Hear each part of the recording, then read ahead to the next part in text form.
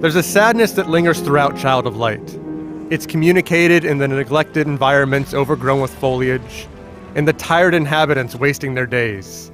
I could feel it in the whimsical language, whose rhythmic cadence underscores the sense of bewilderment that's ever present.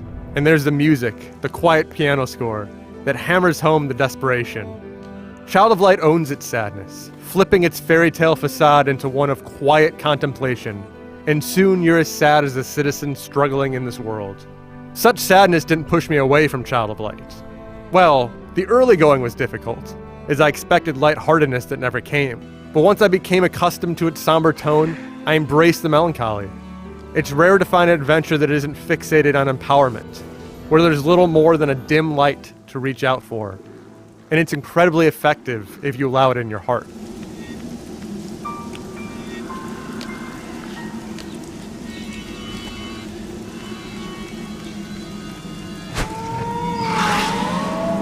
Aurora is a princess who spends her days and nights by her father's side. One night she rested her head and never awakened, at least not in her home kingdom. Her father was beside himself. His tears would not abate, nor would he do his kingly duties. Meanwhile, Aurora found herself in another world, one filled with sleeping giants and talking mice, lost jesters and punished gnomes, and she finds companions who will lean on her when their troubles become overwhelming. Aurora soars with a firefly named Igniculus by her side. Yes, the princess is imbued with flight to aid her in her attempt to escape, and rarely must you touch ground once you've tasted the clouds. There's a kinetic freedom that momentarily lets you forget your problems, but that doesn't last long. Thorns and gates and waterfalls keep you trapped within a narrow path, tempering any enthusiasm. Such restrictions fit within the themes of Child of Light, though I long for the simple running and jumping from the opening moments. Exploring the world on foot had a tactile feel that drew me into this environment more effectively than the ethereal, detached flying. Fly you must, though, so stretch your wings when you can, because there are monsters about who take issue with your presence. Fights can be avoided if you wish, but Aurora has a sword and a heart that longs for something better, so she faces her enemies with a steely gaze. Although you take turns attacking, defending, or healing during these showdowns, managing time is just as important as swinging a sword.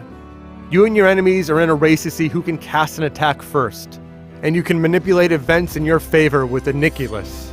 He can slow down foes or heal you, so there's an intense rhythm as you vie to launch an offensive before you face retaliation.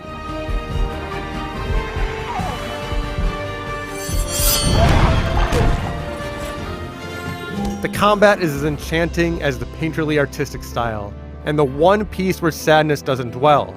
It's here that Aurora and her companions forget their larger problems to focus on the threat before them. Maximizing your speed is a constant challenge in which a moment of laxness can erase your hard efforts. Attack with the right elements, cast haste when you're falling behind, and interrupt their advances to keep your enemies frustrated.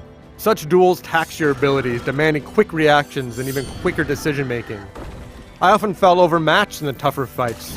Sure, I wouldn't be able to overcome the deviousness before me, but I never faltered. Child of Light does an amazing job of challenging without becoming overbearing, and that echoes through in the story. Aurora too is at her wit's end, but never succumbs to her own doubts. Child of Light is a remarkable adventure in part because of how different it is. The enticing combat is easy to praise because of how immediate and satisfying it is. But I could say the same thing about too many games to count. What drew me into Child of Light is how confident it is in its own sadness. It shows how engaging games can be that aren't entirely fun, that make me feel an emotion that's all too rare. It's a game that makes me want to hug a loved one, or just sit quietly while I think about what transpired. Child of Light is a sad, somber adventure, and I couldn't be happier about that.